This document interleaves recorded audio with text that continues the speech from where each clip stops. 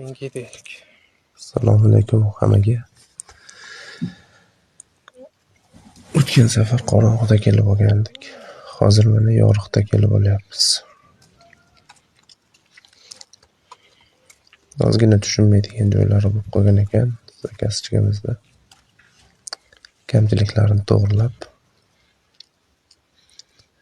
yorug'da olyapmiz. Yangilik bu yerda panoramaga laminat tortilgan. Asosiy yangiliklar shu. Boshqa joylar hammasi joyida. Tashqariga lustra ildik. Kuxnyamiz, gaz plitalar, vitichkalar hammasi joyida. O'tgan safar shu daryoni ko'rsatolmagandim. Kun qorong'u bo'lib ketgani uchun mana daryoni ustida ajoyib